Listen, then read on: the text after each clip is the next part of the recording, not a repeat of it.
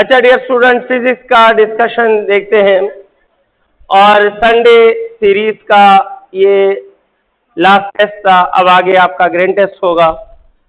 Discussion start करने से पहले इस दुआ के साथ कि अल्लाह आपका ओरिजिनल टेस्ट बेहतरीन रखे और जिसने जितनी मेहनत की है उसे उससे ज़्यादा फल मिले और वो मायूस ना हो। समझ आई है? इस दुआ के साथ हम स्टार्ट लेते हैं। संडे का ये सफ़र आज इख्तिताम पजीर हुआ। ग्रैंड टेस्ट आपके 2 होने वाले हैं, बॉयज़ का और गर्ल्स का, और फिर आपकी ज़िंदगी का एक अहम दिन कमिंग संडे, देखेंगे क्या होता है। तो चलें, आपसे ज़्यादा इम्पोर्टेंट वो दिन आपके माँ बाप के लिए होता है और आपको नहीं पता कि उनके फीलिंग्स क्या होंगे। आप तो सिर्फ और सिर्फ 1% और 10% फील करते हो। आपकी सही बात है, आपके पेरेंट्स का जो फीलिंग है ना, आप अपने फीलिंग्स को 1000 टाइम्स से मल्टीप्लाई करो, you can not beat the pain of your failure for your parents. समझ आ गई है ना? नामुमकिन होता है एक मायूस वालिद साहब के इम्प्रेशंस को खुशी में बदलना। समझ आई है ना? ये मुमकिन नहीं होता। एक पेरेंट, माँ और बाप, अपनी ज़िंदगी का ए से जी तक अपने बच्चे या बच्ची के खुशी की खातिर वो कुर्बान कर सकते हैं। इस एक हफ्ते को फोकस के साथ गुजारें और हौसले के साथ गुजारें। खुद को ना देखें, अपने पेरेंट्स को देखें कि what they will feel about your result. Wish you good luck dear student. हम स्टार्ट लेते हैं फिजिक्स के डिस्कशन की, और फिजिक्स के डिस्कशन में पहला क्वेश्चन 123 संडे सीरीज का लास्ट टेस्ट QCA का, और physics portion 123, question number 123। Question में कहा गया है कि एक कंडक्टर है, उसकी कंडक्टेंस है 0.0 ओहम इनवर्स। तो आप बताएं उसका रेजिस्टेंस क्या होगा। आप जानते हैं कि रेजिस्टेंस इज 1 ओवर कंडक्टेंस, जानते हो ना, और 1 ओवर 0.01 इज इक्वल टू 100। लेकिन आपसे कहा गया है कि what is the resistance in milli ohms, कितने ओहम्स में? मिली ओहम्स में। तो as you know that 1 ohm is 10 का पावर 3 मिली ओहम, जानते हो 1 ओहम 10 का पावर 3 मिली ओहम होता है। तो जो इक्वेशन के लेफ्ट साइड पे रखोगे वो इक्वेशन के राइट पे भी करोगे, और लेफ्ट साइड पे आपको कितने ओहम्स मिले हैं? 100। तो इस साइड पे हम 100 लगा रहे हैं, तो डेफिनेटली हम राइट साइड पे भी 100 लगाएंगे, और hence the answer is 100 into 10⁻³ milli ohm. और आप अच्छी तरह जानते हैं कि 100 इज 10 का power 2। So 100 ohm can be replaced as 10 का पावर 2 प्लस 10 का पावर 3 मीन 10 का power 5 milli ohm. And the correct option in this question is option D. हमारा क्वेश्चन नंबर 124 आपके लिए। अब क्वेश्चन नंबर 124 में एक सर्किट दिया है, क्लियर? उस सर्किट में देखो तो गिवन है कि करंट 10 एम्पेयर है, और कहा कि अगर इस कंडक्टर मोहतरम का इंडक्टेंस भी 10 ओहम इनवर्स हो, if the conductance of the given conductor is 10 ohm inverse, what is the applied voltage या EMF? तो आप जानते हैं कि वोल्टेज होता है I/R, जानते हैं, सॉरी IR। वोल्टेज क्या होता है? IR। लेकिन आप ये भी जानते हैं कि R can be replaced by 1 over G।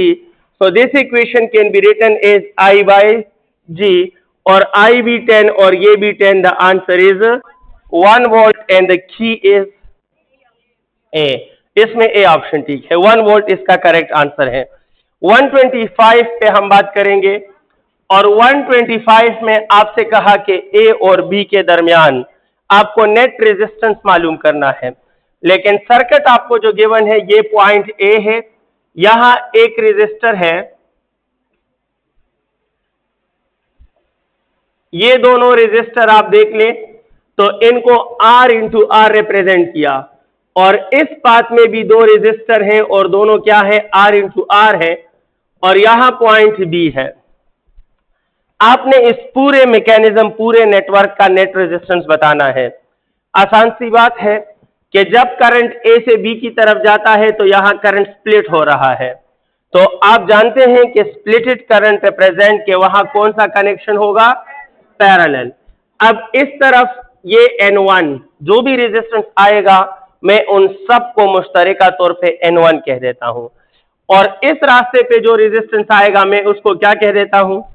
तो आप समझ गए कि सर 1 ओवर टोटल नेट, क्योंकि N1 और N2 किस हालत में है, पैरेलल में है, तो 1 over N1 plus 1 over N1 plus 1 over N2। अब N1 और N2 मालूम करना है। N1 mean the resistance of path 1 and N2 means the resistance of path 2। ठीक है, पाथ 1 पे जाते हैं तो ये दोनों आपस में क्या मिलते हैं, पैरेलल। ये दोनों आपस में क्या है, तो N1 is the parallel combination of R and R, और N2 is the series combination of R and, यानी N2 में ये दोनों सीरीज में है और N1 में ये दोनों क्या है। तो N1 और N2 मालूम करो, यहां पुट करो, आपको आंसर मिल जाएगा। फॉर N1 आपने देखा कि N1 के लिए दोनों के दरमियान कौन सा रिलेशन है, कौन सा कॉम्बिनेशन, पैरेलल। तो 1 over N1 is equal to 1 over R plus 1 over R, ये दोनों R हैं। माय डियर स्टूडेंट्स, आप सॉल्व करें, आप देखोगे कि इट विल बी R/2 क्या आएगा। तो N1 की जगह R/2 मिला, लेकिन my dear students for N2 it is कौन सा सीरीज, कौन सा combination, series. So therefore N2 will be R plus R, it mean it will be, तो ये दोनों एक N1 की वैल्यू और एक N2 की वैल्यू उठाकर इस इक्वेशन में पुट करें। दिस इक्वेशन विल इम्प्लाइज के जो टोटल नेट है 1 over R/2 plus 1 over 2R, agree. ये तो इधर डिवाइड है, ऊपर जाएगा तो मल्टीप्लाई हो जाएगा। तो 1 ओवर N इन दोनों का एलसीएम क्या आता है, 2R, 2R by R is 2, 2 2s are 4, 2R by 2 are 1, 1 1s are 1. It means that N is 2R divided by 5. The correct option is 2R divided by, and the correct option is option C. C सही है। हमारा next question है आपके लिए, और question number 126 फरमाता है कि अगर एक क्यूब है और हमने उसमें 50 कूलम का चार्ज रखा है, तो what will be the electric flux from half cube. Half cube से इलेक्ट्रिक फ्लक्स क्या होगा। तो आप कहोगे sir according to Gauss's law, जो टोटल फ्लक्स होता है क्लोज सरफेस का, that is equal to total charge divide by epsilon naught. Agree है ना, आसान है। तो यहां फुल क्यूब का जो टोटल फ्लक्स होगा, टोटल चार्ज कितना है 50 बाय एप्सिलॉन नॉट, लेकिन इन्होंने कहा कि टोटल का नहीं बल्कि, और हाफ मीन के आधा, हाफ 2 पे डिवाइड करो, तो लेफ्ट साइड टोटल से हाफ हुआ तो राइट भी हाफ कर दो, तो it will be 50 divide by 2 epsilon naught, and the answer is 25 divide by epsilon naught. Correct option is C option. ठीक है, 127 ऑन द बोर्ड। ये क्वेश्चन फरमाता है a coil composed of 40 turns develops 20 volt in 0.5 second. What is the change in magnetic flux? So my dear students, आप जानते हैं V is N delta phi by delta T, जानते हो ना, length ला है ये। ये कौन सा ला है, ये होता है, देखो फोकस आपका बहाल नहीं होता, ठीक चीज भी गलत करते हो, समझ गए हो ना। यही आपको ठीक रखना है, आपने इसी तरह नॉर्मल रहना है, समझ आई है।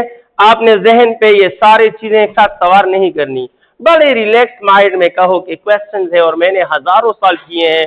आप क्वेश्चन में पढ़ते हुए आपका जहन सिर्फ उस क्वेश्चन तक महदूद रहे।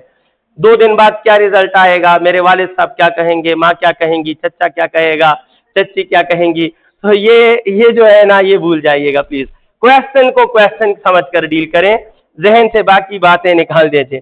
तो 127 जो है वो क्या है, अ कॉइल कंपोज, ये लेंज ला नहीं, ये फैराडे ला है। कहा कि अगर आपको वोल्टेज कितना मिल रहा है 100 है, कितना है 20 है, सॉरी, अगर वोल्टेज आपको 20 मिला, नंबर ऑफ टर्न्स 40 है, तो डेल्टा फ्लक्स आप बताएं, जबकि टाइम क्या है 0.5, तो 0.5 इधर शिफ्ट कीजिएगा, 20 multiply bye 0.5 divide by 40 is the delta flux, and you can easily solve this.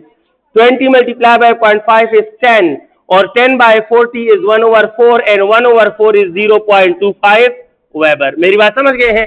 So the change in flux is 0.25 weber and my dear students the correct option is option D.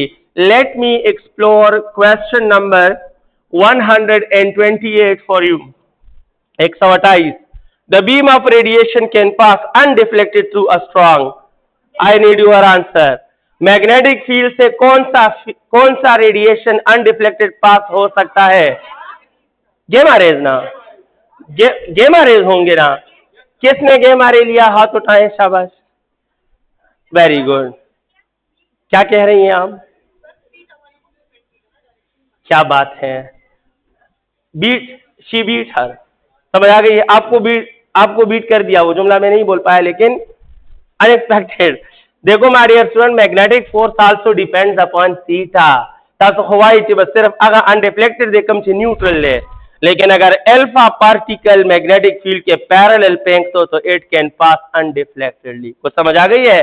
All of these. The best option is, why it is all of these? Loudly बोलो, शाबाश मुनीब बोलो। That's the point. अगर ये north pole हो और ये south pole हो और नॉर्थ से साउथ तक मैग्नेटिक फील्ड के लाइंस हो, तो आप इसमें गेमा पेंग को अनडिफ्लेक्टेड, अल्फा पेंग को अनडिफ्लेक्टेड और बीटा पेंग को अनडिफ्लेक्टेड। समझ आई है? So the best option is all of these. यहां इस क्वेश्चन में आपने दो का कैसे का या गौर करें।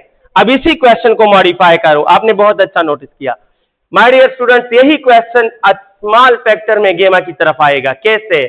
If we project three radiation perpendicular to a magnetic field, then the ray which will pass undeflected, तो अल्फा पार्टिकल जब परपेंडिकुलर फेंकोगे इसका डिफ्लेक्ट होना लाजमी है, और बीटा पार्टिकल परपेंडिकुलर फेंकोगे तो डिफ्लेक्ट होना लाजमी है, और गेमा पर चार्ज ही नहीं तो वो अनडिफ्लेक्टेड होगा। लेकिन जब एंगल नहीं दिया, so you can throw it parallel, you can throw it perpendicular।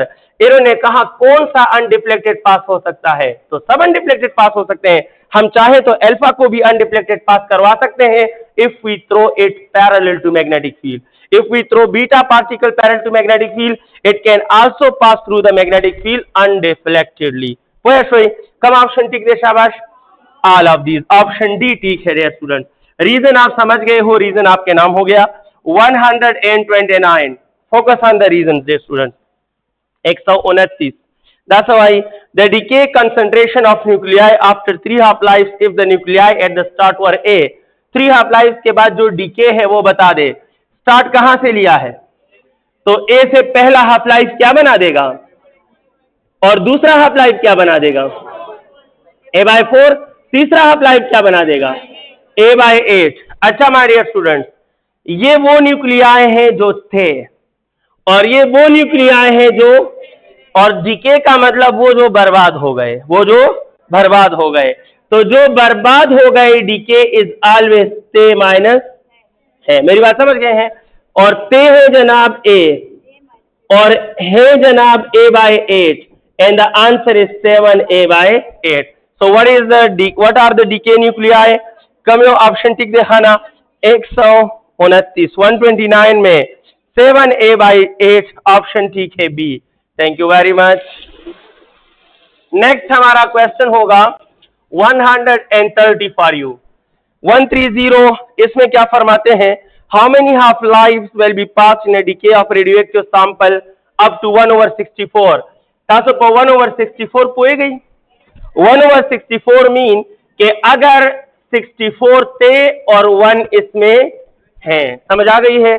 DK up to 1/64 mean जो डीके 64 से शुरू हुआ और 1 पे आके खत्म हुआ, तो इसमें कितने हाफ लाइफ समाते हैं?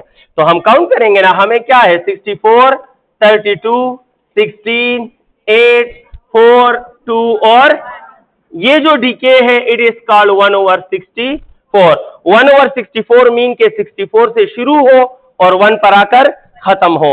सो my dear student, how many half life? 1, 2, 3, 4, 5 and the correct option is option A सही है। 131 आपकी खातिर वो क्या है? Frequency of emitted photon when electron. ये वो क्वेश्चन है डियर स्टूडेंट जिस क्वेश्चन के बल बोते पे मैं कहता हूं कि bore atomic model is also included in the syllabus. समझ आई है? अब ये क्वेश्चन स्पेक्ट्रम का है। ये क्वेश्चन किसका है? हाइड्रोजन स्पेक्ट्रम का है। लेकिन आप इसको बोर एटॉमिक मॉडल के बगैर सॉल्व कर ही नहीं सकते हो। समझ आई है? तो if spectrum is in syllabus then Bohr atomic model is definitely in syllabus. समझ आ गई है? तो बोर एटॉमिक मॉडल के पोस्टुलेट्स और इक्वेशंस आपको हर हाल में पढ़ने हैं और ये क्वेश्चन उसका जीता जागता सबूत है। The question belongs to spectrum but the solution exist in Bohr atomic model. समझ आई है? देखें, आपसे कह रहे हैं कि मुझे फोटॉन की फ्रीक्वेंसी चाहिए। अगर मोहतरम इलेक्ट्रॉन ने थर्ड ऑर्बिट से सेकेंड ऑर्बिट में जंप लगाया हो तो मिस्टर बोर का थर्ड पोस्टुलेट के photon must emitted will be equal to higher orbit energy minus lower. और तासो पदे पुए गई higher was denoted by N और lower was denoted by P. Photon के लिए फार्मूला है HF, कसा गलत है मने में कही, ठीक था? HF इज इक्वल टू, और यहां हायर ऑर्बिट कौन सा ऑर्बिट है? तो En will be replaced by E3 minus EP lower orbit है and it will be replaced by E2। अब माय डियर स्टूडेंट्स, HF अपनी जगह पे ले रहा हूं, लेकिन एनर्जी के फार्मूले आपको बोर ने बताए हैं। और डू यू नाउ के En is equal to minus E0 divide by n square. तो जब E3 हो, जब E3 होगा तो minus E0 by 3 square mean 9, और जब E2 होगा तो minus E0 by 2 square mean 4। तो देखो E3 की जगह माइनस E0 बाय 9, ये माइनस फार्मूले में है, और इसकी जगह माइनस E0 बाय 4। अब इसको सॉल्व कीजिए dear students and you will get, इससे माइनस E0 बाय 9 और माइनस माइनस, तो पहले मैं प्लस लिख लेता हूं, कोई हर्ज नहीं है, और फिर माइनस लिख लेता हूं, कोई हर्ज नहीं है। अब आप इसका एलसीएम ले लीजिएगा, आपको मिलेगा HF is equal to, try करें please, you will get 5 E0 by 36। Kamlesh का ना, और फ्रीक्वेंसी चाहिए तो H मोहतरम को उस तरफ शिफ्ट करो। The frequency is 5 E0 divide bye 36H। समझ आ गई है? आप देखिए ये क्वेश्चन किसी भी रेफरेंस से सिलेबस से बाहर नहीं है, because it is a question of hydrogen spectrum. समझ आई है? लेकिन the solution exist in Bohr atomic model, और बोर एटॉमिक मॉडल के दो रिजल्ट्स इसमें यूज हुए हैं, एक स्टार्टिंग और एक ये जो E0 बाय n स्क्वायर आप ले रहे हो। तो बोर एटॉमिक मॉडल को ना पढ़ने वाले बेवकूफ हैं। 131 dear students, 131 correct option B हो गया। Let me solve 132।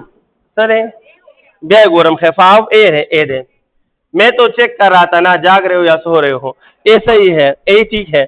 132 ratio of angular momentum of electron in second and first excited state of hydrogen, first excited और second excited, angular momentum divide by angular momentum. Second excited mean third, जानते हो ना? तो second excited mean third और first excited mean second, लेकिन ये होगा 3H divide by 2 pi और ये होगा 2H डिवाइड बाय 2 पाई, ये cancel, the ratio is 3/2 and the correct option in 132 is C। 133 हमारा नेक्स्ट क्वेश्चन आपके लिए। Wavelength associated with this particle moving with 1000 metre पर सेकेंड। डी ब्रॉगली वेवलेंथ से पिछले 5 साल में 3 बार क्वेश्चन आया है, तो आपने डी ब्रॉगली वेवलेंथ के फॉर्मूले याद रखने हैं, काइनेटिक एनर्जी, मोमेंटम, वेलोसिटी, और इनके आपने जरूर करने हैं। डी ब्रॉगली वेवलेंथ हमें बताना है जबकि mass of moving particle H के बजाय अक्सर वाले H पुट की, लेकिन पहले ऑप्शन पे नजर डालो, सारे ऑप्शन में H मौजूद है, so you have not to put the values of H की जगह H, mass of the particle is 0.001 और वेलोसिटी इज 1000 है ना।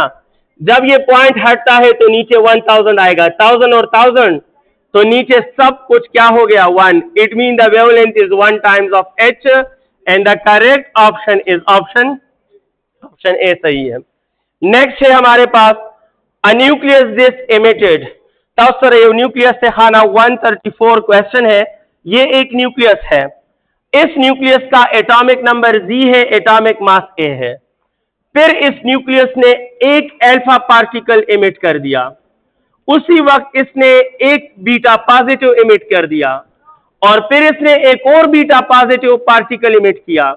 तो आप बता दें कि इससे जो न्यूक्लियस बचेगा, रेजिड्यू बचेगा, वो क्या होगा? तो आपको याद होना चाहिए अल्फा इमिशन, बीटा इमिशन। जब अल्फा इमिट होता है तो एटॉमिक नंबर में 2 की कमी और एटॉमिक मास में 4 की कमी, लेकिन जब बीटा पॉजिटिव इमिट होता है तो एटॉमिक नंबर में 1 की कमी और एटॉमिक मास में कोई कमी नहीं होती। नोतासो माता सोई कहे सर इस अल्फा ए को 4 डिक्रीज कर देगा और इसको 2 डिक्रीज करेगा, ये z को 1 डिक्रीज करेगा, ये z को 1 डिक्रीज करेगा, तो z में टोटल डिक्रीज कितना आया? z में 1 डिक्रीज अल्फा से, 1 डिक्रीज बीटा से और दूसरा डिक्रीज बीटा से, तो टोटल डिक्रीज इसमें कितना होगा? तो इट मीन यहां जो भी न्यूक्लियस होगा लेकिन z-4 में होगा, इसमें 2 इसकी वजह से कम और 2 इन दोनों की वजह से, लेकिन एटॉमिक मास में सिर्फ ये डिक्रीज लाएगा, ये दोनों एटॉमिक मास में डिक्रीज और ये एटॉमिक मास में कितना डिक्रीज लाता है? 4, लिहाजा atomic mass A-4 and the correct option is option C देगा, डी दे, डी सही है ना भाई? ऑप्शन डी ठीक है। नेक्स्ट क्वेश्चन 135 आपके लिए। 135 फरमाता है कि beam having maximum ionisation and minimum penetration that is alpha ray, why you are saying that इसका आयोनाइजेशन मैक्सिमम है और penetration minimum? Ionisation is directly proportional to mass and penetration is directly proportional to speed, और speed of alpha minimum होता है तो penetration minimum. What is the maximum range of alpha particle in air when it is ejected naturally बिना किसी voltage के? It is from 3 centimetre to 22 centimetre. Air में ये 3 centimetre से 22 सेंटीमीटर तक ट्रेवल कर सकता है, इतना कम स्पीड। इस हवा में यहाँ न्यूक्लियस है, इस न्यूक्लियस से अल्फा पार्टिकल इमिट हुआ तो 3 to 22 सेंटीमीटर इसका मैक्सिमम रेंज है। एनीहाउ अल्फा रे जो है ये करेक्ट ऑप्शन है, इसका आयोनाइजेशन तो ज्यादा है लेकिन पेनिट्रेशन कम है, रीजन आप समझ गए हैं। 136 हमारा नेक्स्ट क्वेश्चन, और ये जो क्वेश्चन है, if the mentioned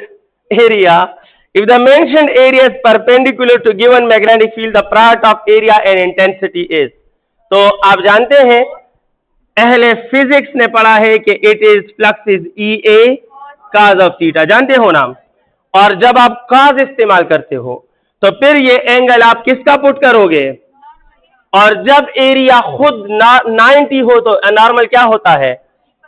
normal parallel हो। नॉर्मल क्या होता है? जब एरिया खुद परपेंडिकुलर हो तो नॉर्मल पैरेलल होता है, लिहाजा E और A और cos ऑफ 0 1 होता है, लिहाजा product of intensity and area is equal to electric flux. लेकिन क्वेश्चन में थोड़ी सी गलती है ना? क्या है गलती? शाबाश, वैल्यूज गिवन नहीं है। नामनून की खलक ये, आपने फ्लक्स का पहला जुमला पढ़ा है कि the number of line crossing the surface, crossing the number of lines crossing the surface, तो वैल्यू मौजूद है। डायग्राम किस मरज की दवा है? आप गिन लो जिस एरिया से लाइन पास होते हैं, 1 2 3 4, कितने लाइन क्रॉस कर रहे हैं?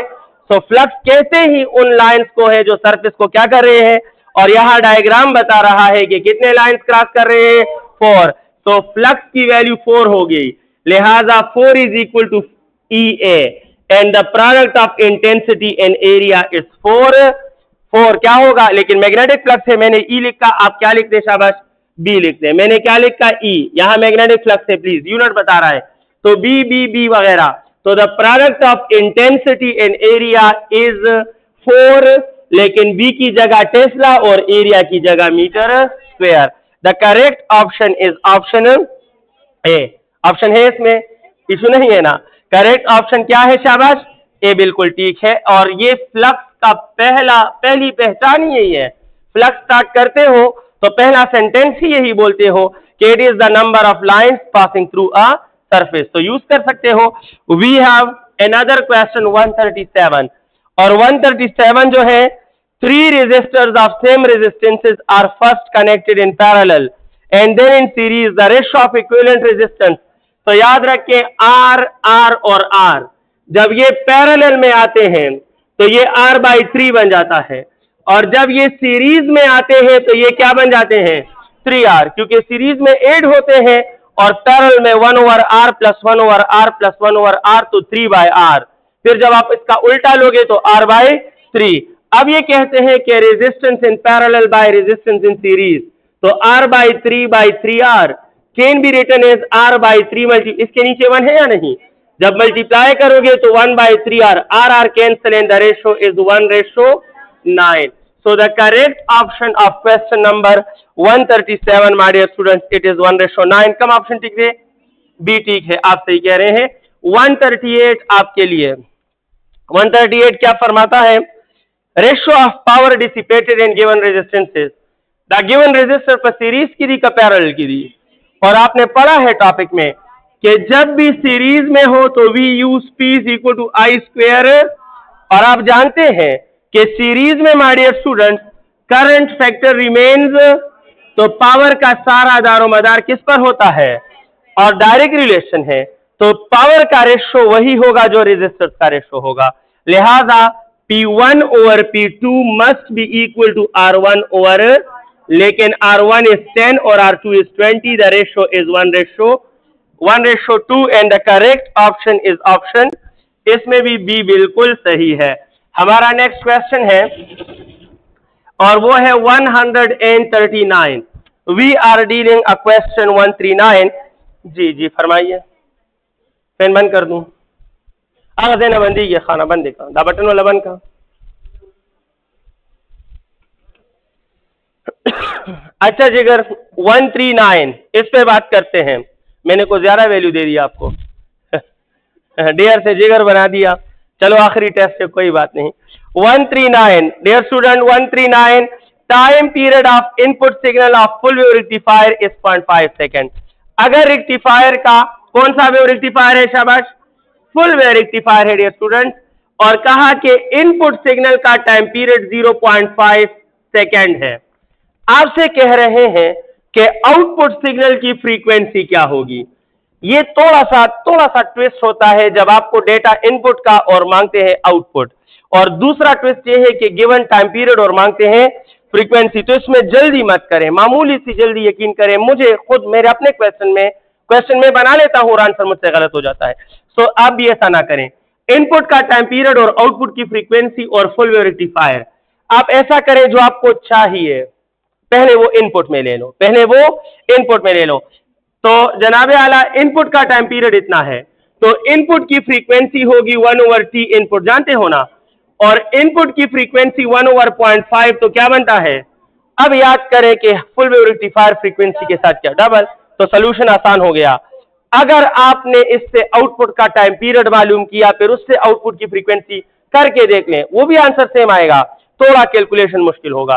तो मैंने इनपुट फ्रीक्वेंसी मालूम की, इनपुट टाइम पीरियड से इनपुट फ्रीक्वेंसी कितनी आई, लेकिन मैं जानता हूं कि for full wave rectifier the output frequency is double of input, तो 2 multiplied by 2 mean it is 4 Hz। So the correct option in this question is 4 Hz and the correct option is option A। हमारा next question है 140।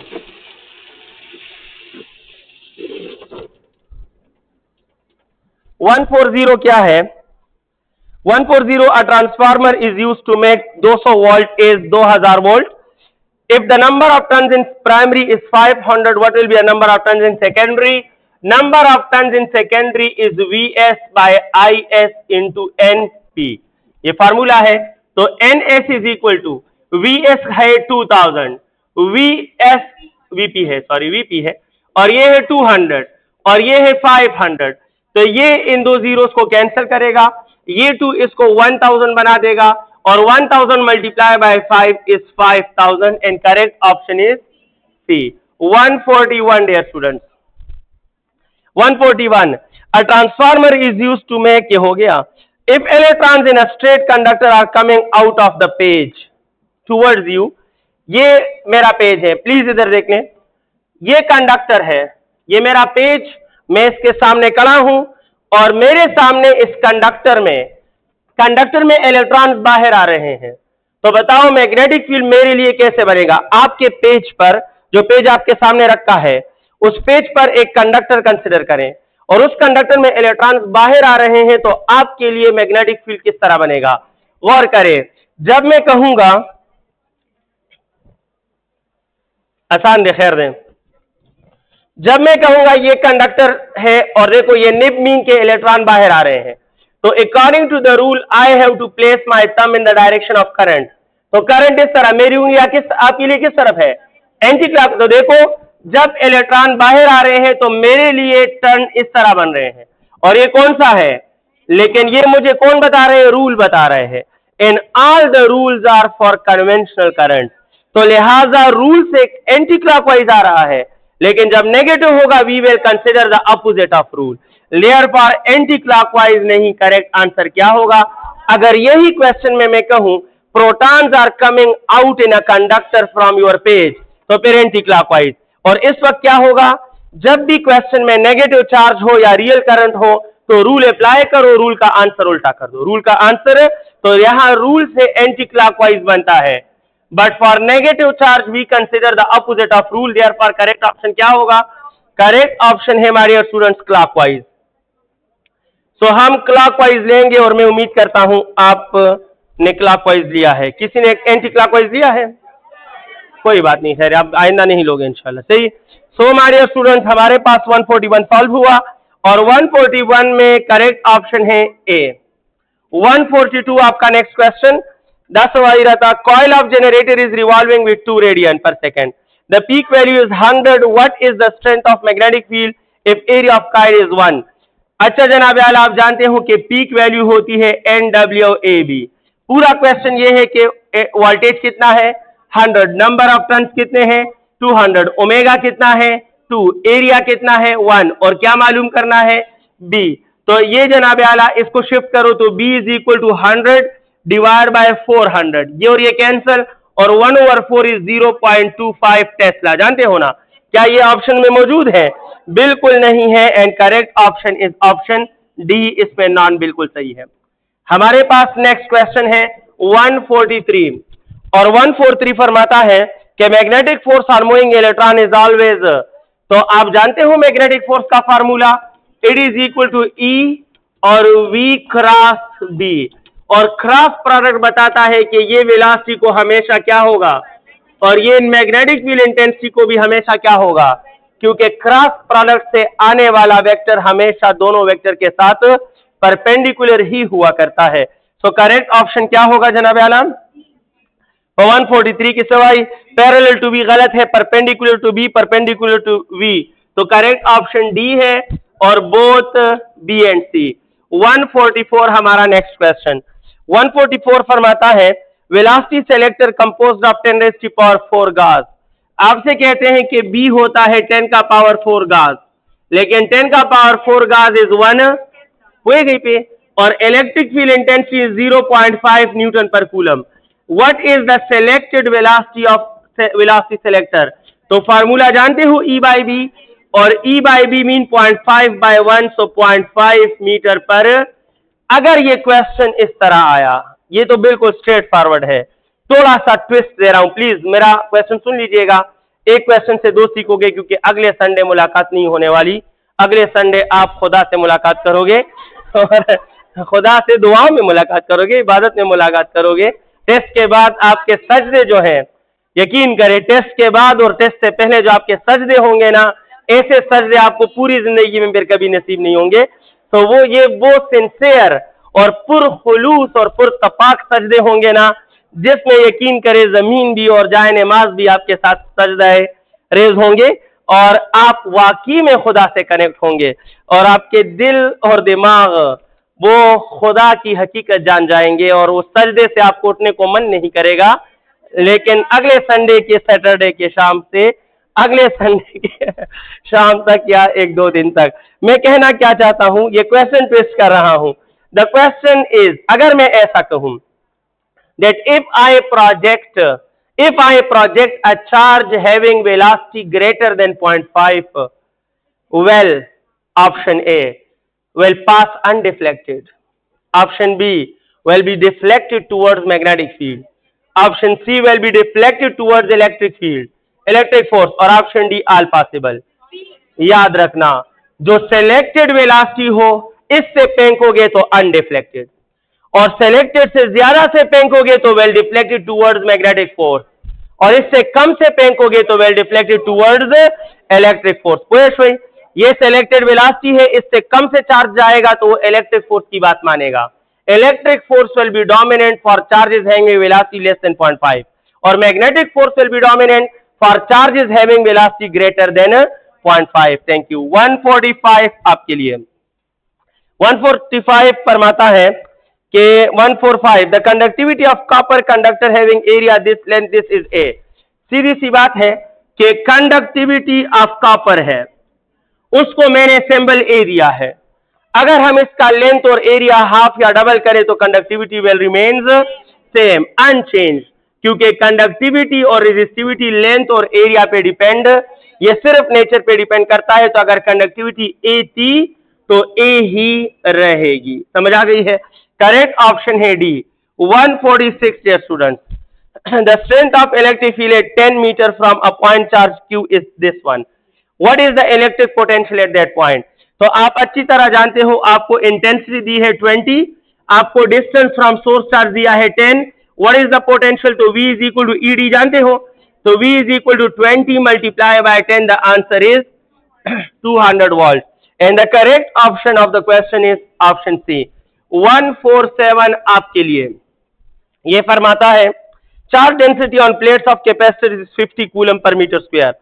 Strength of electric field between the plates of capacitor E is equal to जानते हो sigma divide by epsilon not. ये formula intensity of capacitor के लिए है और शाबाश। और चार्ज डेंसिटी कितनी दी है? 50 divide by epsilon not is the correct option. Correct option है हमारे लिए बी दे, आओ बी सही दे। 148 हमारा next question. Decade concentration of an element after 16 years is this one. 16 साल के बाद, 16 ईयर्स के बाद जो डिके हो गया वो है 3n0/4। कितना है? 3n0/4 है। ये 16 साल के बाद है। तो आप बताएं जनाब इस एलिमेंट की हाफ लाइफ कितनी है? तो पहले आप ये देखोगे कि 3n0/4 डीके कितने हाफ लाइफ के बाद होता है। तो आप कहें सर पहला n0 से लेकर n0/2 और फिर n0/4 और यहां से लेकर यहां तक जो डीके होता है ऐसे होता है 3n0 यानी 3n0 डीके में कितने हाफ लाइफ गुजरते हैं? तो हम कहेंगे कि 2 हाफ लाइफ कितने साल लग गए? 16। तो एक हाफ लाइफ कितना हो गया? 16/2 मीन एक हाफ लाइफ की वैल्यू क्या होगी? It will B 8 year. It will B 8 year जनाब। 149 नेक्स्ट क्वेश्चन। ये क्वेश्चन फरमाता है कि अगर एक 2 kg की बॉडी है, एक 3 kg की बॉडी है और दोनों पर सेम चार्ज है और एक सोर्स चार्ज से सेम डिस्टेंस पर है, तो दोनों पर जो फोर्सेस लगते हैं वो क्या होंगे? यहां 2 kg की बॉडी है और ये 3 kg की बॉडी है। एक बॉडी 2 kg की, एक 3 kg की। अगर इसके सरफेस पर चार्ज Q है और इसके सरफेस पर भी चार्ज Q है और यहां एक सोर्स चार्ज है कैपिटल Q और दोनों का सोर्स चार्ज से ये डिस्टेंस भी क्या है? तो बताओ ये सोर्स चार्ज इस पर जो फोर्स लगाता है F2 और इस पर जो फोर्स लगाता है F1, इनका आपस में क्या रिलेशन होगा? तो आप कहें sir the electric force between source charge and other charge does not depend upon their masses, it only depend upon the medium, it only depend upon the product, it only depend upon what? शाबाश, it depend upon the distance. So अगर इन दोनों का charge same है, distance same है, इन दोनों के लिए सोर्स सेम है, तो दोनों के फार्मूले में K सेम होगा। Q1 की जगह सोर्स चार्ज, Q2 की जगह स्मॉल चार्ज और डिस्टेंस की जगह d²। तो यही फोर्स इसके लिए भी होगा, यही फोर्स इसके लिए भी। So both of the forces are equal. Hence कौन सा ऑप्शन ठीक है? Correct option is option A. 150 my dear student. 150 फरमाता है कि इलेक्ट्रोस्टैटिक फोर्स 2 चार्जेस के दरमियान F है, डाई इलेक्ट्रिक रखा जिसका डाइलेक्ट्रिक कांस्टेंट A था, तो फोर्स क्या बन जाएगा? तो आप जानते हैं कि F in a medium is F in air divide by dielectric constant. हो गई। और डाई इलेक्ट्रिक कांस्टेंट का ओरिजिनल सिंबल क्या है? Epsilon R। लेकिन क्वेश्चन में कभी ये K बताते हैं, कभी A बताते हैं, सिंबल चेंज करते हैं। यहां मैंने भी किया, एयर का फोर्स F है और डाई इलेक्ट्रिक कांस्टेंट को क्या कहा है? A कहा है या K कहा है? A। तो F/A is the correct option और यहां भी D ठीक है। 151 जनाब, 151 फरमाता है 1 electron volt divide bye 1 जॉल।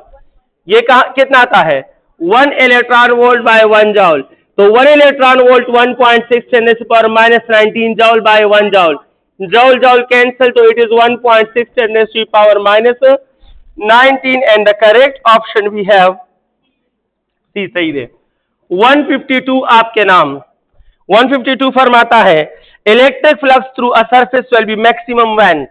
Flux maximum कब होगा? तो बहुत आसान है, फ्लक्स का फार्मूला है, इलेक्ट्रिक है तो ई लिखते हैं, ई ए काज ऑफ थीटा, और फ्लक्स का फार्मूला है ई ए साइन थीटा। लेकिन ये नॉर्मल के एंगल के लिए है और ये प्लेन या सरफेस के लिए है। तो अब बताएं, आप समझदार हैं, आप कहें सर ये दोनों फ्लक्स हमें मैक्सिमम आंसर तब देंगे जब काज ऑफ थीटा से 1 आएगा, और काज ऑफ थीटा से 1 तब आएगा जब नॉर्मल क्या बन जाए? पैरेलल, क्योंकि इसके लिए 0 चाहिए। और ये मैक्सिमम तब देगा जब साइन थीटा से 1 आ जाए, और साइन थीटा 1 तब देगा जब प्लेन क्या हो? जब प्लेन परपेंडिकुलर हो। जब प्लेन क्या हो? और परपेंडिकुलर मीन के इसका एंगल क्या हो? So flux will be maximum when the angle of plane is 90 and the angle of normal is 0। Parallel और परपेंडिकुलर भी लिखा, एंगल भी लिखा। अब मैं ऑप्शन पढ़ूंगा, उसके मुताबिक सिलेक्शन करूंगा। 152 माय डियर स्टूडेंट, फ्लक्स बकला मैक्सिमम ही व्हेन प्लेन इज परपेंडिकुलर, बिल्कुल ठीक है, देखो नीचे लिखा है। व्हेन नॉर्मल इज पैरेलल, बिल्कुल ठीक है, तो both A and B. The correct option in 152 is both A and B, C सही है। 153 हमारा next question, the value of electrostatic constant K depends upon nature of medium। ये K only depends upon medium। अगर ये distance between charge पे depend करता तो air का गौर करें, द एयर भैया इलेक्ट्रोस्टेटिक कांस्टेंट 9 into 10⁹ एक वैल्यू एक जगह पे होती, फिर आप चार्ज बदलते तो कुछ और वैल्यू होती, फिर आप डिस्टेंस बदलते तो कुछ और वैल्यू। तो चार्ज आप कुछ भी ले लो, डिस्टेंस आप कुछ भी ले लो, लेकिन एयर के लिए इलेक्ट्रोस्टैटिक कांस्टेंट की वैल्यू क्या है? 9 × 10⁹ तो it only depends upon nature of medium. शाबाश, तो मीडियम नेचर ऑप्शन ए ठीक है। 154 वाई शाबाश, अच्छा मान दे। अगर सिस्टम ऑफ यूनिट्स भी करो, कुछ भी करो, बट चेंज किस चीज से होगा? नेचर से होगा। तेरा एयर वैल्यू मालूम है का पयो यूनिट के बयो वैल्यू, पबल यूनिट के अबल वैल्यू, पबल यूनिट के अबल value. No the charge values बदलावा, द चार्ज डिस्टेंस बदलावा खुद बदली की अला चरसु द एयर नहीं बदल करी। अब जिस यूनिट में भी लोगे लेकिन वही वैल्यू कांस्टेंट रहेगी जब तक नेचर ना बदले। समझ आ गई है? अच्छा है। 154 जनाब आला, decay constant of an element is 1.38। what is its half life? तो जानते हो जी, यो पाते हो 154 है, ओके, यौना डेर में प्रेखल 154 3 × 10⁻18 electrons are passing through a conductor in 0.3 seconds। what is the current? तो करंट कितना होना चाहिए? सो माय डियर स्टूडेंट्स, आप जानते हो कि current is equal to NE divide by, ये फार्मूला जानते हो ना। अब ये कह रहे हैं कि 3 × 10⁻18 और ये 1.6 10⁻19 और टाइम आपको दिया है 0.3 सेकेंड, जानते हो। तो देखो ये पॉइंट हटा दें तो ऊपर एक 10 और आ जाएगा, तो ये 18 और 1 19 बन जाएंगे, तो +19 और -19 कैंसिल, 3 और 3 कैंसिल, तो current is 1.6 ampere. Current is 1.6 ampere. ये इजी कैलकुलेशन है, मुश्किल नहीं है। करेक्ट ऑप्शन है हमारा बी। हमारा नेक्स्ट क्वेश्चन है 155।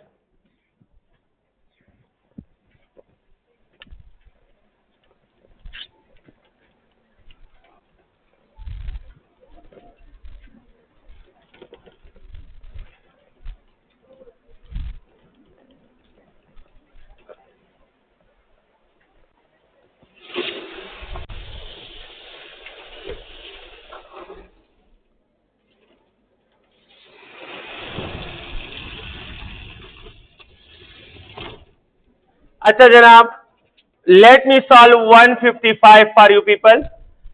155 please. For a transformer VS by VP किसके बराबर होता है? VS by VP is NS by NP। Why not it is equal to IS by IP? क्योंकि इनवर्स रिलेशन है। Why not PS by PP? क्योंकि voltage का ratio कभी 1 नहीं आता, लेकिन ट्रांसफार्मर में पावर का रेशो हमेशा क्या होता है? PS by PP is always 1, but VS by VP will never be 1 for transformer. समझ आ गई है, ट्रांसफार्मर के लिए 1 नहीं होता। तो करेक्ट ऑप्शन है दिस वन, सी ठीक है। 156 dear students, minimum resistance we can get by using 3, 6 and 12। तब समझता हुआ मिनिमम कौन से कॉम्बिनेशन से आता है, तो इन सब का पैरेलल ले लो, हर्ज क्या है, तो 1/n 1/3 प्लस 1/6 प्लस 1/12। जहां तक मुझे पता है इनका एलसीएम क्या आता है, तो 12 ये हो जाएगा 4, ये 2, ये 1, और 1/n इज 7/12 या n इज इक्वल टू 12/7, और the correct option is option A 157 आपके लिए। Correct equation for intensity between the plates of charge capacitor, तो स्टार्ट में भी लिखा इंटेंसिटी का फार्मूला है सिग्मा बाय एप्सिलॉन नॉट, लेकिन सिग्मा है चार्ज बाय एरिया, जानते हो ना, लिहाजा the equation will become charge by area epsilon naught, और correct option charge by area epsilon naught mean D ठीक है।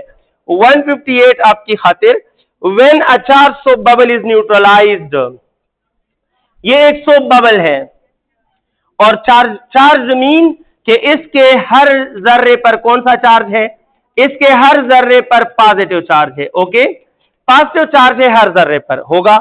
जब पॉजिटिव चार्ज नेगेटिव ले लो, doesn't matter, charge mean same nature, तो हर चार्ज एक दूसरे को क्या करेगा, रिपेल करेगा, और हर तरफ रिपल्शन, तो ये एक्सपेंड करेगा और इसका साइज क्या होगा, ज्यादा। लेकिन अगर आप इसको न्यूट्रलाइज कर दो तो आपको पता है कि रिपल्शन खत्म, लेकिन सरफेस के मॉलिक्यूल्स के दरमियान सरफेस टेंशन होगा, तो सरफेस टेंशन इसे वापस अपनी जगह पे ले आएगा। सो माय डियर स्टूडेंट, गौर से देखें, when a neutral soap bubble is charged, the repulsion of charge will expand it, and if a charge soap bubble is neutralised, so the surface tension will contract it. समझ आ गई है? सो my dear student, इसका size क्या हो जाएगा, कम, because of surface tension. इधर से चार्ज में जाते हो तो रिपल्शन साइज को इंक्रीज करता है, और इससे न्यूट्रलाइज में आते हो तो सरफेस टेंशन दोबारा साइज को क्या करता है, डिक्रीज करता है। करेक्ट ऑप्शन क्या है, बी, डिक्रीज है। अच्छा, अगर बी में डिक्रीज है तो ठीक है, वरना तो चेंज करो। 159 प्लीज। 159 फरमाता है फ्लेमिंग लेफ्ट हैंड रूल में 4 फिंगर किसकी तरफ होता है, तो फ्लेमिंग लेफ्ट हैंड रूल में 4 finger is towards magnetic field, and mid finger is towards current and thumb is towards force। ये फ्लेमिंग लेफ्ट हैंड रूल है। 160 प्लीज। ये फरमाता है कि गिवन सर्किट में नेट कैपेसिटेंस क्या होगा, तो सारे किस हालत में है, और सीरीज में कैपेसिटेंस होता है 1/n 1/C1 plus 1/C2 plus 1/, capacitor के सीरीज का ये फार्मूला है, मैं उम्मीद करता हूं जानते हैं। n मीन नेट, तो net capacitance is equal to C1 कितना है, C2 कितना है, C/2, ये 2 पर जाकर मल्टीप्लाई हो जाएगा, इसी तरह प्लस 2/C ये भी। अब एलसीएम क्या आता है बता सकते हैं, C, तो ऊपर 1 2 प्लस 2, तो 1/n इज 5/C और n is C/5। The correct option is C/5 and correct option is C। ठीक देखा खाना। अच्छा, नेक्स्ट क्वेश्चन है 161 डियर स्टूडेंट्स। 161 हमें बता रहा है कि change in magnetic flux in conducting loop is 50। सही है, लूप का मतलब नंबर ऑफ टर्न 1, जब कहें लूप तो नंबर ऑफ टर्न 1 होगा, शाबाश। नंबर ऑफ टर्न्स 1 है, चेंज इन फ्लक्स 50 है। आगे क्या फरमा रहा है, 2 सेकेंड टाइम लगा, इंड्यूस ईएमएफ, तो induce EMF is n delta phi by delta t, ये 1, और चेंज इन फ्लक्स कितना है 50, और टाइम कितना है 2। The answer is 25 volt. टपके कौन सा ऑप्शन है, ए ठीक है। 162, let me solve this student 162 for you, और ये है 2 aluminium conductors having same length same temperature different area, length is same so, temperature is same so, कजी वेले विच एरिया सेम, तो कंडक्टेंस भी सेम, रेजिस्टेंस भी सेम, रेजिस्टिविटी भी same, क्योंकि रेजिस्टेंस और कंडक्टेंस लेंथ, एरिया और नेचर और टेम्परेचर पे डिपेंड करता है। तो जब ये चारों सेम तो सब सेम, लेकिन इन्होंने एरिया को सेम नहीं लिया, क्या लिया, और जब एरिया या लेंथ या नेचर या टेम्परेचर में एक भी डिफरेंट तो रेजिस्टेंस और कंडक्टेंस डिफरेंट, लेकिन रेजिस्टिविटी और कंडक्टिविटी नेचर पे डिपेंड करता है और टेम्परेचर पे। तो कहा कि लेंथ दोनों का सेम है, अभी तक रेजिस्टेंस, कंडक्टेंस, रेजिस्टिविटी सब सेम है, टेम्परेचर सबका सेम है, अभी तक तीनों सेम है, लेकिन जब इन्होंने कहा एरिया डिफरेंट तो रेजिस्टेंस का डिफरेंट होना लाजमी है, कंडक्टेंस का डिफरेंट होना. So which quantity will remain same? only resistivity will remain same. The correct option is option A 163. यौमन खा गलत मुझे को लो खैर दे माफी वालम, ये सी है. हाँ सी ठीक है. अच्छा जनाब सी ठीक है. इसमें 163 हमारा नेक्स्ट क्वेश्चन. 10 वाई पी टाइप सेमीकंडक्टर पर नेट चार्ज क्या होता है? याद रखना सेमीकंडक्टर इंट्रिंसिक हो, एक्सट्रिंसिक हो, पी टाइप हो, एन टाइप हो, कभी भी सेमीकंडक्टर पर नेट चार्ज नहीं आता. लिहाजा the net charge on all types of semiconductor is always before doping, after doping, trivalent adding, pentavalent adding, each and every mechanism of semiconductor the net charge is always zero. समझ आ गई है? सो 164 क्यों होता है बात की डिस्कशन है, लेकिन आपने ऑप्शन लेना है. 164 decay constant of an element is this one. अच्छा what is the half life? Half life क्या है? तो 0.693 डिवाइड बाय डीके कांस्टेंट. तो जनाब आला 0.693 डिवाइड बाय 1.38 तसो को इद्दा दे डबल है. समझ आई है? तो ये नीचे वाला इसके डबल है, तो this ones are 1 and this twos are दा. तो it mean the half life is 0.5 second of देश तक पाकिस्तान. तो करेक्ट ऑप्शन क्या है? करेक्ट ऑप्शन है डी. करेक्ट ऑप्शन डी है. और हमारा नेक्स्ट है 165 डियर स्टूडेंट. 165 फरमाता है for a metal work function is 4 electron volt, kinetic energy 6 electron volt, what is the frequency? तो आपको पता है आइंस्टाइन फरमाता है कि photon is work function plus kinetic energy. Photo electric effect में पूरे का पूरा फोटॉन इन दो चीजों में बिखर जाता है. समझ गए हो? तो mister photon is equal to H F, and ये जो है 4 इलेक्ट्रॉन वोल्ट और ये जो है 6 इलेक्ट्रॉन वोल्ट, और आपसे मांग रहे हैं फ्रीक्वेंसी. तो H F is equal to ये टोटल कितना बन जाएगा, और एच उस तरफ ले जाइएगा तो 10 electron volt divide by H. The correct option is 10 electron volt divide by H. My dear students 165 दादे खाना सी ऑप्शन ठीक देखा ना. 166 हमारा नेक्स्ट क्वेश्चन, और ये फरमा रहा है when electron in hydrogen atom jumps from infinity, जब भी जंप इंफिनिटी से हो, कहां से हो? तो याद रखना बस इंफिनिटी से आपको पता चल गया कि wavelength will be minimum and frequency will be maximum. Infinity न जंप लगे, फ्रीक्वेंसी एनर्जी मैक्सिमम और वेवलेंथ मिनिमम. फ्रीक्वेंसी तो मैक्सिमम है, बात कंफर्म. अब किस ऑर्बिट में जंप लगा है? थर्ड में. तो जब थर्ड ऑर्बिट में जंप लगा तो इट मीन के सीरीज या फोटॉन कौन सा होगा? तो बताएं कि photon emitted will have dash frequency. तो कौन सा होगा? मैक्सिमम होगा. और किसका होगा? पास्टन का. तो करेक्ट ऑप्शन क्या है? इसमें ए सही है. हमारा नेक्स्ट क्वेश्चन है 167. 167 है सीरीज हाइड्रोजन स्पेक्ट्रम, जिसमें वो फोटॉन है जिसकी एनर्जी सबसे ज्यादा है. तो हाइड्रोजन में कितने रीजन्स में है फोटॉन? 3 रीजन्स की भी, इंफ्रारेड, इंफ्रारेड, विजिबल और अल्ट्रावायलेट. और अल्ट्रावायलेट सबसे ज्यादा एनर्जी वाले हैं, लिहाजा लेमन सीरीज. कौन सा सीरीज? लाइमन फोटॉन जो है ये वो फोटॉन है जिनकी एनर्जी सबसे ज्यादा होती है. अच्छा 168 डियर स्टूडेंट्स, 168 फरमाता है कितने डायोड्स होते हैं हाफ वेव रेक्टिफायर में और फुल वेव? तो हाफ वेव में 1 और फुल वेव में अगर मैं कहूं how many diodes are there in full wave bridge rectifier तो फिर 4 है. इस वक्त फुल वेव है तो 2 है. तो 1 और 2 करेक्ट ऑप्शन है और ऑप्शन बी सही है. 169 my dear students, proton projected in a vertically downward magnetic field from west to east. गो रिवर दखा, ये है जनाब आला dot, sorry cross cross cross. Downward mean inward, मेरे लिए इनवर्ड और आपके लिए डाउनवर्ड. ये व्हाइट बोर्ड वर्टिकल है तो इसमें आउटवर्ड और इनवर्ड होता है, और आपका पेज हॉरिजॉन्टल उसमें अपवर्ड और डाउनवर्ड. इसका आउटवर्ड आपका अपवर्ड, इसका इनवर्ड आपका डाउनवर्ड, आपके पेज का डाउनवर्ड. तो क्रॉस क्रॉस क्रॉस क्रॉस, ये है जनाब आला साउथ, ये है नॉर्थ, ये है ईस्ट और ये है वेस्ट. अब कहा गया प्रोटॉन है.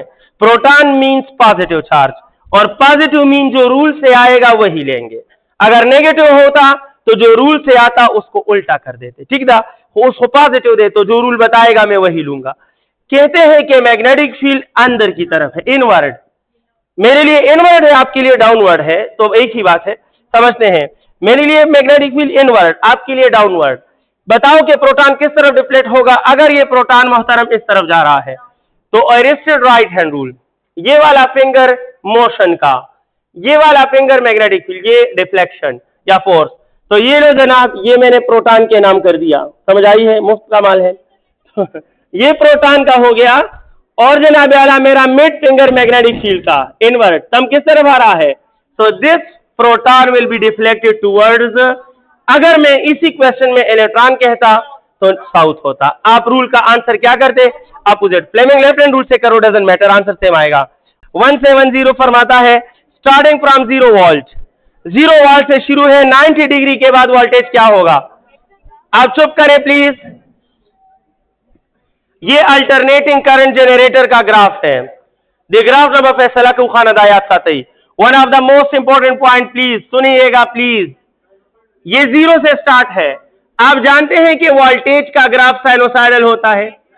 बदीखुम ईमान मजबूत थे ना, सही अकीदा तो स्ट्रांग है ना, नहीं है। मुश्किल है। अच्छा ये 0 से स्टार्ट है, गौर कीजिए, याद रखना माय डियर स्टूडेंट्स, ये T/4 ये 90 को शो करता है, और ये 180 को शो करता है, ये 270 को शो करता है, और ये देखो एक साइकिल यानी एक रोटेशन पूरा। तो 0 से स्टार्ट करो तो 90 पर वोल्टेज कितना होगा, मैक्सिमम V0। समझ आ गई है।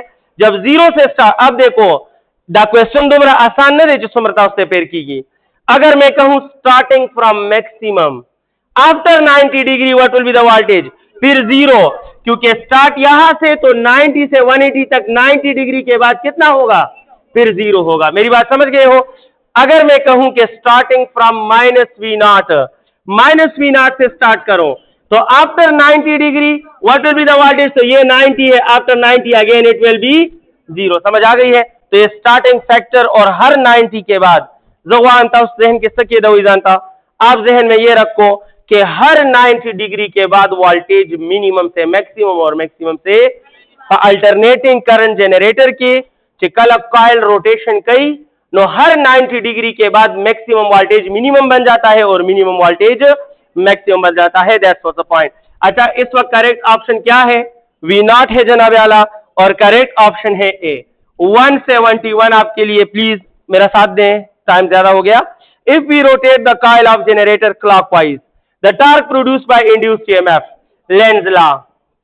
लेंज लॉ कहता है कि इंड्यूस्ड ईएमएफ आपके कारनामों की अपोजिशन करेगा। समझ आ गई।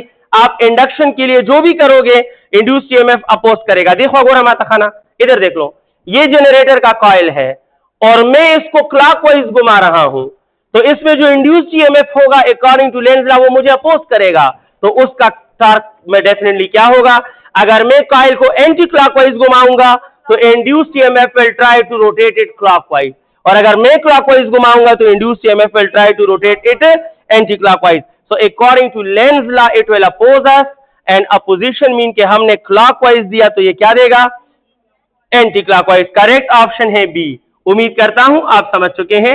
172 आपके लिए, current in straight wire is 0.25, the strength of magnetic induction is 2 metre away, so you have to solve। और बी होता है mu naught I divide by 2 pi R, 4 pi 10⁻⁻⁷। Current is 0.25, 2 pi और r इज 2, तो देखो 2 2s are, तो ये 4 इस 4 को टिकाने लगा गया, पाई और pi cancel. The answer is 0.25 10⁻⁷ tesla. अच्छा this answer again B is equal to, ये इस तरफ करो तो 2.5 इंटू 10⁻⁻8 टेस्ला। अगर ये -4 होता तो 2.5 गॉस, लेकिन ये -4 नहीं, क्या है, so you can not replace it by Gauss.